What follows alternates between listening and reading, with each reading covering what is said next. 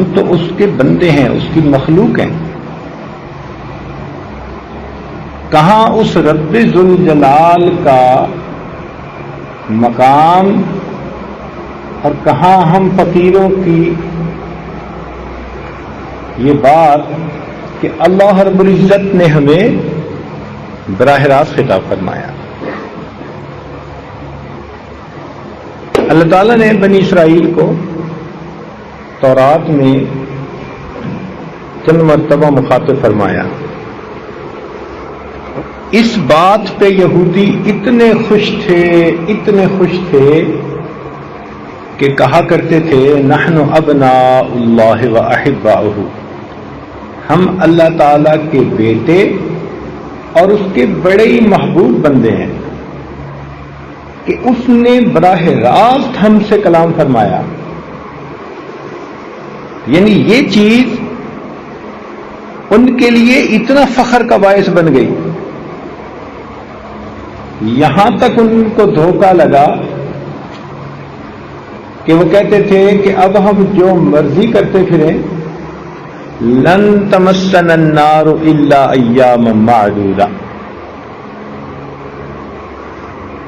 اب جہنم کی آگ ہمیں بس تھوڑی دیر عذاب دے گی، کاروائی کے ضابطے کی کاروائی.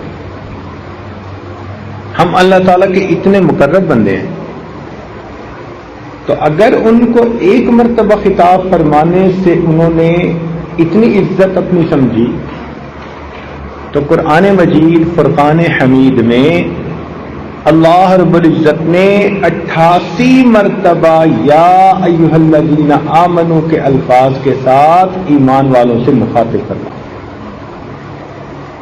تو یہ ہمارے لیے کتنی عزت افزائی کی بات ہے. اس لیے حضرت عبداللہ ابن عباس رضی اللہ عنہ فرمایا کرتے تھے اپنے شاگردوں سے کہ جب تم قرآن مجید کی تلاوت کے دوران یا ایھا الذین آمنوا کے لفظ پہ پہنچو تو ذرا سنبھل کے بیٹھ جاؤ کہ اب مالک الملک براہ راست تمہیں حکم دے رہے. تو اس آیت مبارکہ میں اللہ رب العزت نے حکم فرمایا ایمان والوں کو. کیا حکم دیا؟ کتب علیکم الصیام،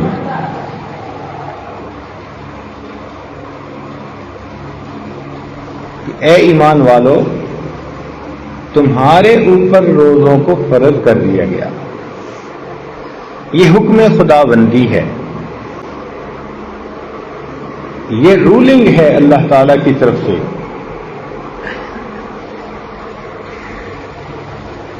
ان کو ایک کام کا حکم عطا کیا جا رہا ہے. اگر اتنی بات ہی کر دی جاتی تو بات تو مکمل ہو جاتی کہ اے ایمان والو تمہارے اوپر روزوں کو فرض کر دیا گیا. مگر انسان کمزور ہے، لوگ گھبرا جاتے کہ شاید اللہ رب العزت نے ناراض ہو کر ہمارے اوپر پابندیاں لگا دی. آج ایسا ہی ہوتا ہے نا، حاکم ناراض ہوتا ہے تو وہ پابندیاں لگاتا ہے، دنیا کے ملک ناراض ہوتے ہیں تو وہ پابندیاں لگاتے ہیں، خامن ناراض ہوتا ہے تو بیوی پہ پابندیاں لگا سکتا ہے، حتیٰ کہ تم باپ کے گھر بھی نہیں جا سکتی.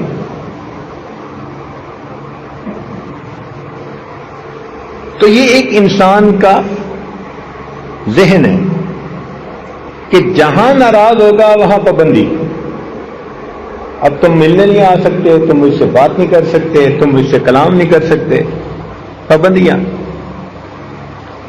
تو اگر یہ پابندی لگا دی جاتی کہ تم پر روزے فرض کیے گئے، تم دن میں کھا بھی نہیں سکتے، پی بھی نہیں سکتے، اپنی بیوی سے بھی نہیں مل ملا سکتے، تو ایمان والوں کو اس سے دکھ ہوتا، ذہن میں یہ خیال جاتا کہ شاید اللہ تعالی ہم سے کسی وجہ سے ناراض ہو.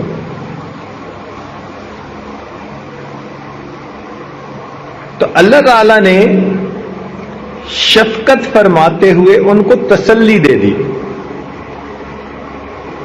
تسلی کے الفاظ کیا؟ ارشاد فرما دیا کما کتب علی الذین من قبلکم، جیسے کہ تم سے پہلے والوں پر بھی یہ فرض روزے عائد کر دیے گئے۔ اب جب بندہ یہ سنتا ہے نا جی کہ یہ روزے پہلی امتوں پر بھی فرض تھے اور یہ اس عبادت کی کنٹینیویشن ہے، تو دل کو تسلی ہو جاتی ہے کہ ناراض ہو کر یہ حکم نہیں دیا، بلکہ کسی فائدے کے سبب سے یہ حکم دیا ہے۔ تو اب دیکھیے حسن کلام کے ساتھ ہی تسلی کی بھی بات کر دی۔ ایک تو براہ راست محبت کا خطاب فرمایا یا ایھا الذین آمنوا، اور پھر کتب علیکم الصیام کے الفاظ سے حکم سنا دیا، مگر ساتھ ہی تسلی بھی دے دی کہ یہ تم سے پہلے والوں پر بھی فرض تھے، ہم نے تم پر بھی فرض کر دیے گئے۔ تو گویا یہ اللہ تعالیٰ کی عبادت ہے جو انسانیت پہلے سے کرتی چلی آ رہی ہے۔ پہلے یہ عبادت اتنی کامل نہیں ہوتی تھی، اس امت کو کامل عبادت ملی۔ پہلی امتوں کے روزے بڑے سخت ہوتے تھے، نہ دن میں کھا سکتے تھے نہ رات میں کھا پاتے تھے۔ اس امت کو طلوع صبح صادق سے لے کے غروب آفتاب تک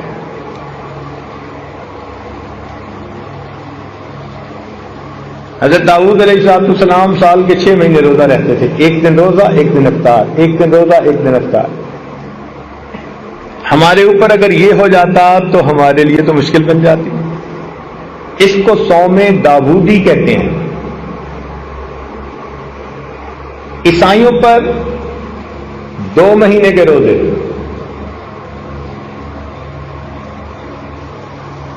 یہودیوں پر 40 دن کے روزے۔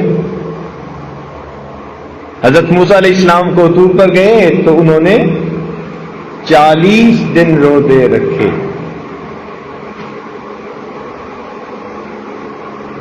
اس امت کو 30 روزے، اور مزے کی بات کہ ان 30 روزوں کے بعد جو شوال کے 6 روزے ہیں وہ نفل سنت بنا دیے، تو 36 ہو گئے۔ اور فرمایا من جاء بالحسنۃ فلہ عشر امثالھا، جو ایک نیکی لائے گا تو 10 گنا اجر ملے گا۔ تو 36 روزے رکھے تو 10 سے ضرب دو تو کتنے بن گئے؟ 360۔ گویا ان روزوں کے ذریعے اللہ نے امت محمدیہ کے مومنوں کو پورا سال روزہ دار رہنے کا ثواب عطا فرمایا۔ اس کو کہتے ہیں کہ محنت تھوڑی اجر زیادہ۔ چنانچہ حدیث پاک میں آتا ہے کہ اللہ تعالیٰ نے قوم یہود سے فرمایا کہ تمہاری مثال ان لوگوں کی ہے جو فجر سے لے کے ظہر تک محنت مزدوری کریں اور ان کو اس کی مزدوری مل جائے، فرض کرو ایک کی رات ان کو اجر مل جائے۔ پھر قوم نصارہ کے بارے میں فرمایا کہ ان کی مثال ایسی کہ ظہر سے لے کے عصر تک محنت کریں، یہ تھوڑا وقت ہوتا ہے، اور ان کو بھی ایک کی رات ثواب مل جائے۔ اور فرمایا کہ اس امت کی مثال ایسی کہ عصر سے مغرب تک کا وقت تھوڑا ہوتا ہے، اتنی محنت کرو اور اس پر تمہیں 2 کی رات ثواب مل جائے۔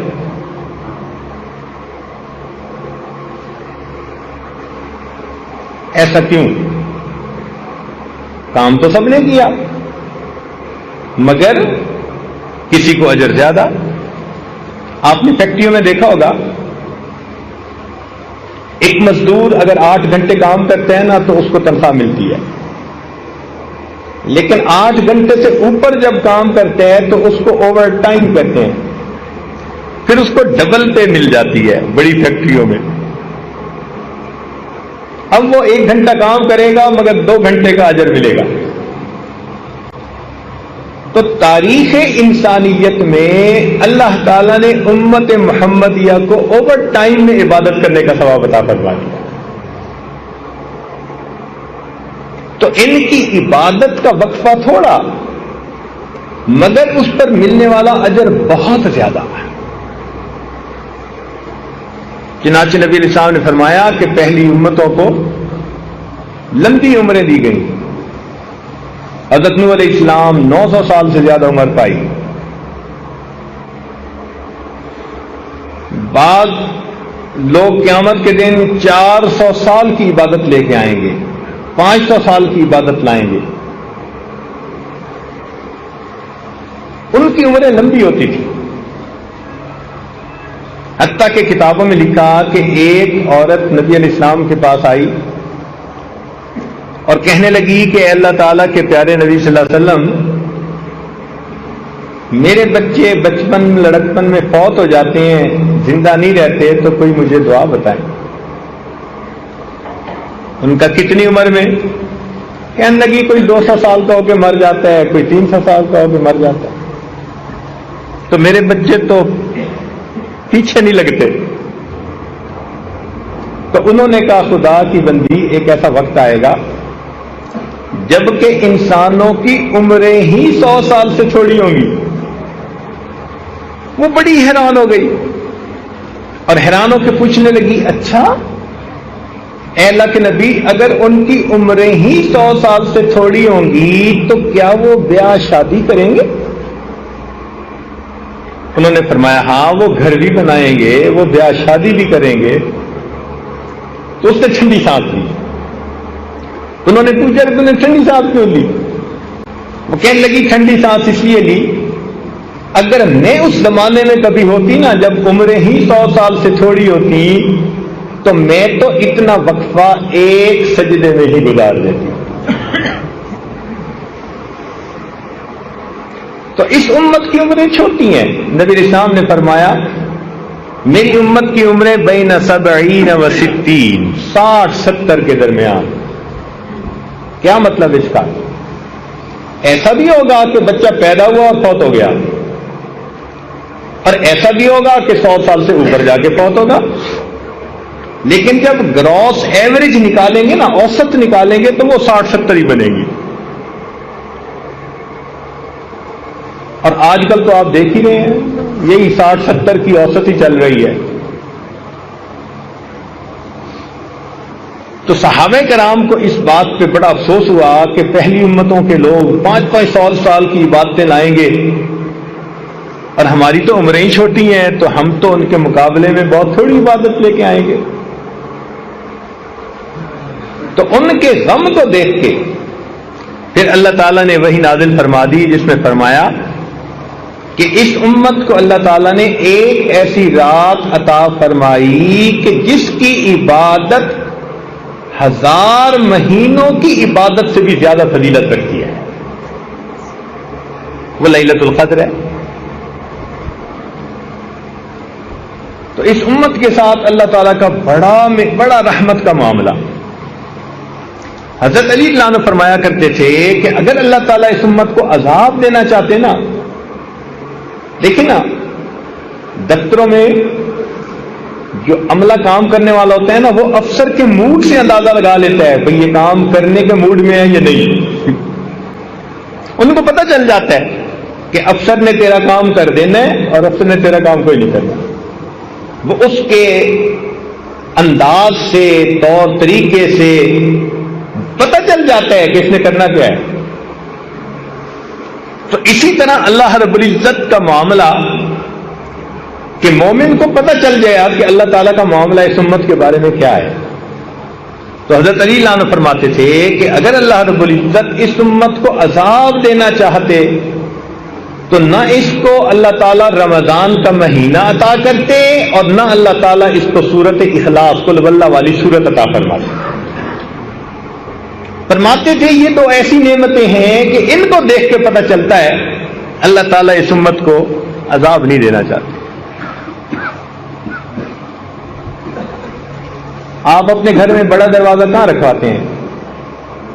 جدھر سے زیادہ مہمانوں کو لانے کا پروگرام ہو. اور گھر کے پیچھے کر کے ایک چھوٹا سا دروازہ ہوتا ہے گھر والوں کے لیے، بچوں کے لیے، وہ چھوٹے دروازے سے آتے جاتے رہتے ہیں مستورات، اور یہ مین گیٹ ہوتا ہے جہاں سے لوگ، مجمع، مہمان سب آتے ہیں، آگے مہمان خانہ بنا ہوتا ہے۔ تو دستور یہ ہے کہ زیادہ کیپیسٹی ادھر رکھی جاتی ہے جدھر زیادہ لوگوں کو لے جانا ہو۔ اب دیکھیے قرآن مجید میں ہے کہ جہنم کے 7 دروازے، لہا سبعۃ ابواب، 7 دروازے ہیں، اور جنت کے حدیث پاک میں آتا ہے کہ 8 دروازے۔ تو جہنم میں 7 لائنیں لگیں گی جانے والوں کی، اور جنت میں 8 لائنیں۔ تو اس سے کیا پتہ چلتا ہے کہ اللہ تعالیٰ کا ارادہ بندوں کو عذاب دینے کا نہیں، ثواب دینے کا ہے۔ بندو تم جاؤ، میں نے تمہارے لیے جنت بنائی ہے۔ اور رمضان المبارک میں تو اس کو بہت آسان بنا دیا، اتنا آسان کہ نہ پوچھو۔ چنانچہ حدیث پاک میں آتا ہے کہ جب رمضان المبارک آتا ہے، اللہ تعالیٰ فرشتوں کو حکم دیتے ہیں کہ فرشتوں جاؤ اور جو بڑے بڑے سرکش شیاطین ہیں نا، ان سب کو جا کر تم قید کر دو، تاکہ میری امت محمدیہ کے روزے داروں کے روزوں کو خراب نہ کر سکے۔ جو سرغنے ہوتے ہیں نا شیطان، ان سب کو فرشتے باندھ دیتے ہیں۔ اس کا مطلب ہے کہ اگر رمضان میں بھی ہم نہیں سدھرتے تو پھر ہمارے لیے شتونگڑے ہی کافی ہیں۔ وہ جو چھوٹے چھوٹے پھر رہے ہوتے ہیں نا، کچھ شیطان کی شکل میں، کچھ انسانوں کی شکل میں، ہمیں انہوں نہیں۔ وہ کہتے ہیں کہ شیطان کو کسی نے فارغ بیٹھے دیکھا، اس نے پوچھا، او بدبخت، تو پکا دشمن، تو فارغ کیسا؟ کہنے لگا اب انسانوں میں سے میرے نمائندے بہت سارے ہو گئے، اب مجھے ضرورت نہیں رہی تھی۔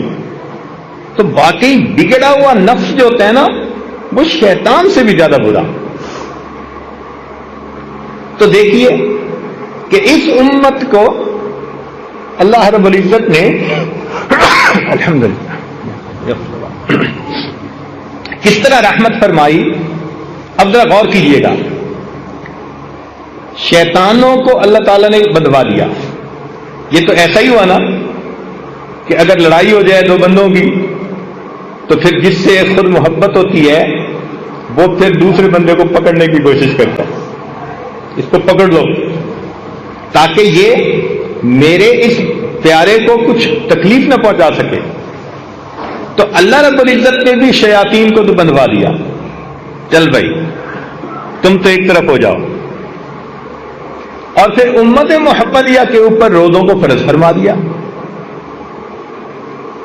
اب روزوں کو فرض کرنے کے بعد دیکھو ہوا کیا، حکمت دیکھو۔ حدیث پاک میں آتا ہے کہ روزہ دار بندہ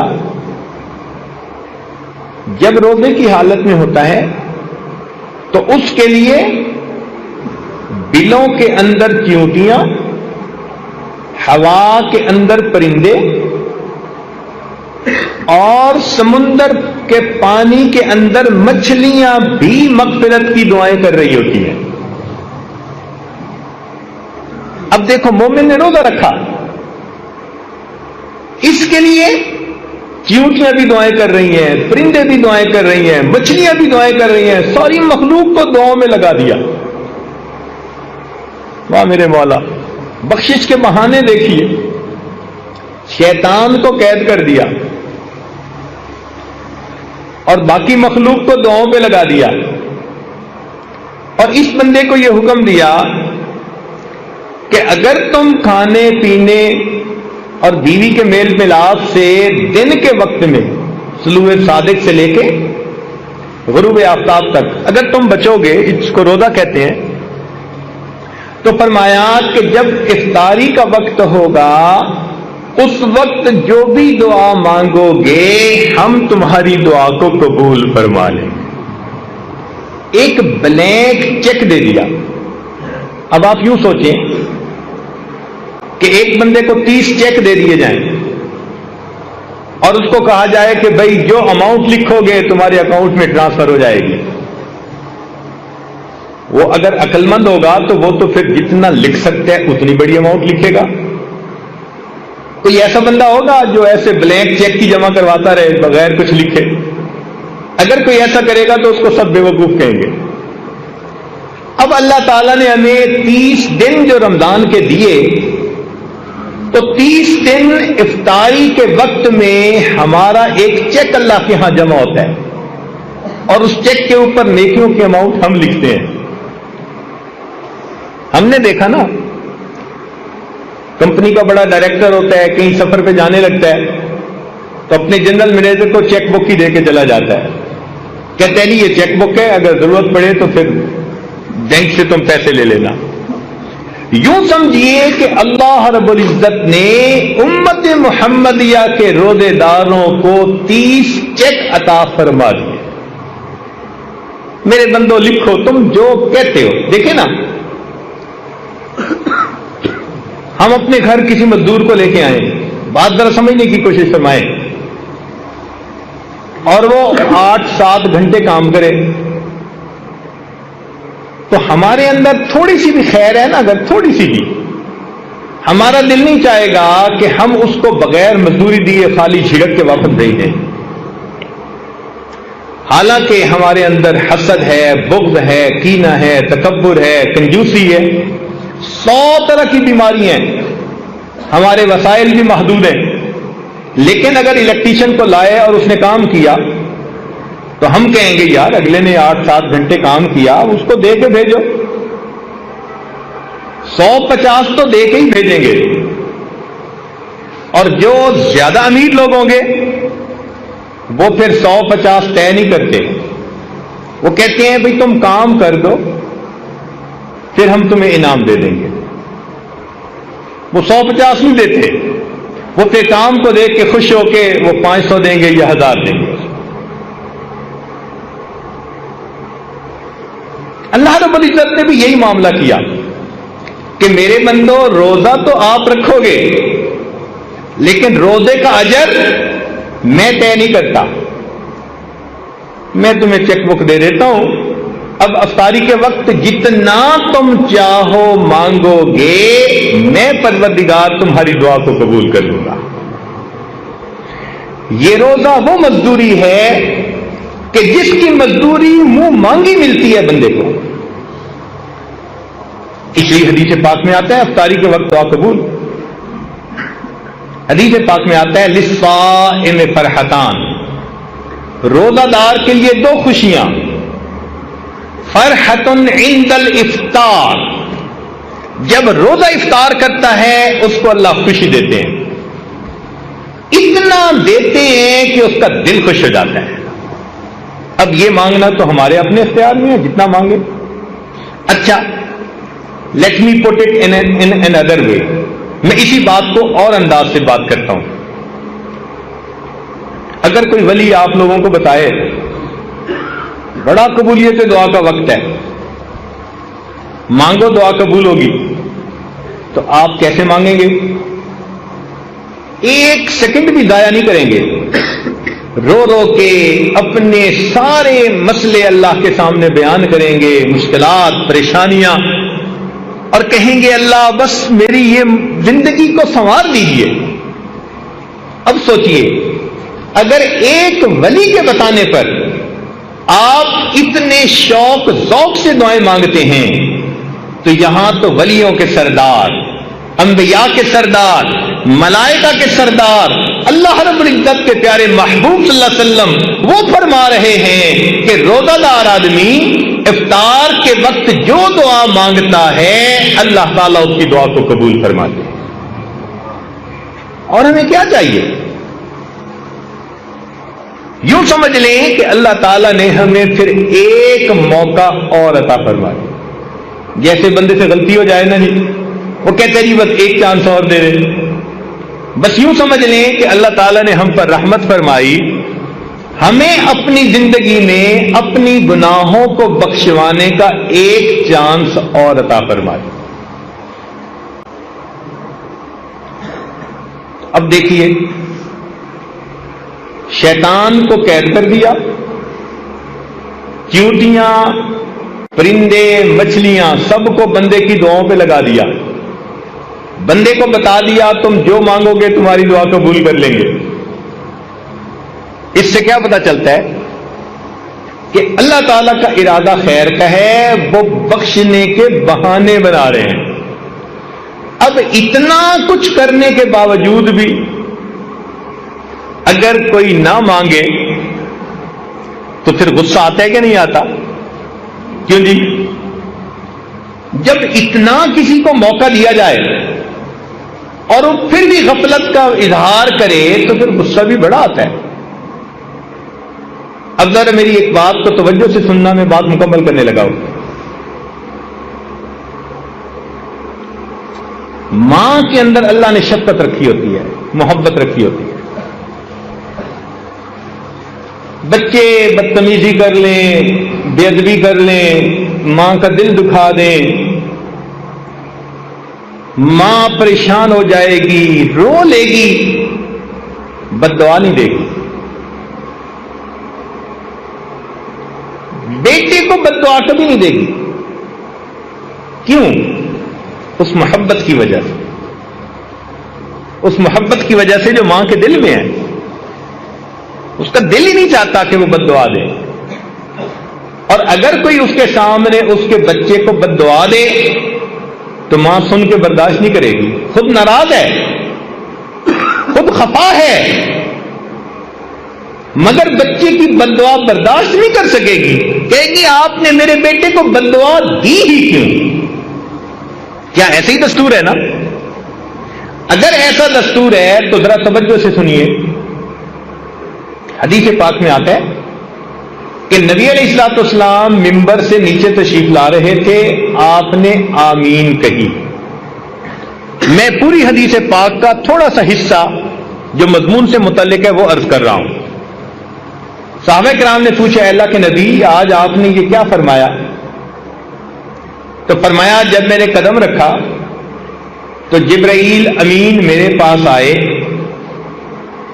اور انہوں نے بد دعا دی، باعودہ، برباد ہو جائے وہ شخص جس نے رمضان کا مہینہ پایا اور اپنی بخشش نہ کروائی۔ اب یہ بد دعا کس نے دی؟ جبریل علیہ السلام نے۔ اور یہ بھی ذہن میں رکھیں کہ فرشتے کوئی کام خود نہیں کرتے۔ قرآن مجید میں ہے لا یعصون اللہ ما امرہم ویفعلون ما یؤمرون، کوئی کام خود نہیں کرتے، وہی کرتے ہیں جو پروردگار کا حکم ہوتا ہے۔ اس کا مطلب ہے کہ جبریل علیہ السلام آئے نہیں، بھیجے گئے تھے اللہ تعالی کی طرف سے۔ انہوں نے آ کر یہ بد دعا دی، برباد ہو جائے وہ شخص جس نے رمضان کا مہینہ پایا اور اس نے اپنی بخشش نہ کروائی۔ اب اس بد دعا کو سن کے نبی علیہ السلام کو امت کے اوپر کتنی شفقت تھی، رات کو سجدے میں اتنا روتے تھے، غار میں روتے تھے، دعائیں مانگتے تھے، اتنی امت کے اوپر شفقت تھی، رحمت تھی۔ تو اگر آپ بد دعا سنتے تو آپ تو سن کے تو فوراً کہتے کہ جبرائیل بد دعا میری امت کے لیے کیوں کر رہے ہو، مگر نہیں۔ حدیث پاک میں آتا ہے کہ جبرائیل علیہ السلام نے بد دعا دی اور نبی علیہ الصلوۃ والسلام نے فرمایا آمین۔ اب ذرا سمجھیے گا کہ اتنا تو رمضان میں غافل بندہ غفلت کا ارتکاب کرتا ہے کہ اللہ تعالیٰ نے بخشش کی انتہا کر دی۔ میرے بندے، میں شیطانوں کو بدوا رہا ہوں، میں تمہارے لیے پرندوں کو، مچھلیوں کو دعاؤں پہ لگا رہا ہوں، اور میں تمہیں اختیار دے رہا ہوں، جو روزہ رکھ کے مانگو گے میں تمہیں دوں گا۔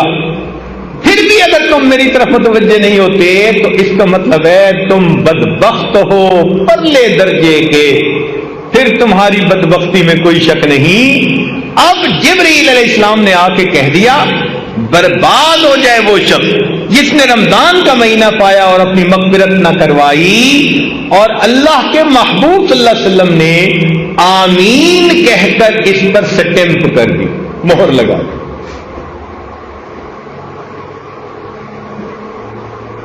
تو رمضان کے بعد کا دن یا تو ہمارے لیے عید ہوگا یا ہمارے لیے وعید ہوگا۔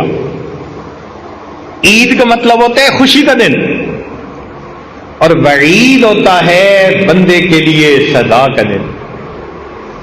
جن کی تو بخشش ہو گئی ان کی تو عید ہوگی، اور جن کی بخشش نہ ہوئی ان کے لیے وعید ہوگی۔ اب یہ رمضان ایک نیک بندے اور غافل بندے کے درمیان الگ علیحدگی کرنے کے لیے آیا ہے۔ کچھ وہ ہیں جو اس مہینے میں زندگی کو بدلیں گے، حقوق العباد پورے کریں گے، حقوق اللہ پورے کریں گے، پچھلے گناہوں کی معافی مانگیں گے، زندگی کے رخ کو بدل لیں گے۔ یہ ہوں گے جو اللہ کی رحمتوں سے حصہ پانے والے ہوں گے۔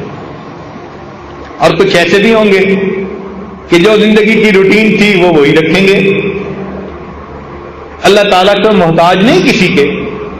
ایسے لوگ اپنی پیشانی پہ بدبختی کی مہر لگوا دیں، اپنے جہنم میں جانے کا راستہ ہموار کر دیں گے۔ لہذا رمضان مبارک کے اس مہینے میں ہمیں اپنی زندگی کے بارے میں فکر مند ہونا چاہیے۔ اللہ رب العزت جب کام کرنے پہ آمادہ ہیں، بخشش پہ آمادہ ہیں، تو ہمیں اپنی بخشش کروانی چاہیے، اہتمام سے روزہ رکھیں اور اس کے آداب اور شرائط کو پورا کرنے کی کوشش کریں، عبادت کریں اور اپنے اللہ سے خوب مانگیں۔ یہ مانگنے کا مہینہ، بخشش کا مہینہ، اللہ تعالیٰ کی طرف سے عطا کا مہینہ ہے۔ آپ نے دیکھا ہوگا کہ دنیا میں سیل لگ جاتی ہے، جوتوں کی سیل، کپڑے کی سیل، فلاں چیز کی سیل، کوئی اس کا نام رکھتا ہے لوٹ سیل، کوئی نام رکھتا ہے میگا سیل۔ یہ سیل کیا بلا ہے بھائی؟ کہ جب مال نکالنا ہو نا، کہ جی ہم اپنا مال نکالنا چاہتے ہیں پچھلے سیزن کا، سیل لگا دی، بڑی قیمتی چیزیں تھوڑی سی قیمت پہ نکال دیتے، کہتے اٹھا کے لے جاؤ لے جاؤ۔ قرآن و حدیث کا مطالعہ کیا جائے تو محترم جماعت یوں محسوس ہوتا ہے اللہ رب العزت رمضان المبارک میں جنت کی سیل لگا دیتے ہیں۔ میرے بندو، تم میں سے جو چاہتا ہے جہنم سے بچنا اور جنت میں الاٹمنٹ کروانا، اس کے لیے کام آسان کر، آؤ ہمارے در سے پاتے جاؤ پاتے۔ اب اس وقت میں بھی ہم اگر اللہ تعالیٰ سے یہ نعمت نہ پا سکیں تو یہ تو ہماری اپنی کم قسمتی ہوگی۔ اس لیے وقت کی اہمیت کا اندازہ لگائیے۔ کتنے لوگ تھے جو پچھلے رمضان میں زندہ تھے، آج وہ یہاں موجود نہیں، اور کتنے جو اس رمضان میں ہوں گے آئندہ رمضان میں نہیں ہوں گے۔ کیا پتہ ہماری زندگی کا آخری رمضان ہو۔ اس میں ڈٹ کے محنت کر لیجئے، اپنے رب کو منا لیجئے، اپنے گناہوں کو بخشوا لیجئے۔ دفتروں میں ہم نے دیکھا کہ جب افسر اچھے موڈ میں ہوتے ہیں نا تو پھر کلرک بادشاہ ایک فائل نکلوانے کی بجائے 10 فائلیں نکلوا لیتے ہیں، کہتے ہیں جی آج افسر ذرا خوش نظر آتا ہے۔ تو مالک الملک رمضان المبارک میں اس مہینے میں اپنے بندوں سے خوش ہوتے ہیں، روزہ دار بندوں سے بہت خوش ہوتے ہیں۔ اپنی زندگی کے مسائل اپنے رب کے سامنے پیش کر لیجئے، اپنے رب سے اچھے فیصلے کروا لیجئے۔ ہمیں اللہ نے ایک موقع اور عطا فرما دیا، اس وقت کو ضائع نہ کیجئے، کبھی بھی اس کو ضائع نہ کیجئے۔ اس کو وہی ضائع کرے گا الا محروم۔ حدیث پاک میں آتا ہے جو یقیناً محروم ہوگا نا رمضان کی برکتوں سے، وہی محروم ہے۔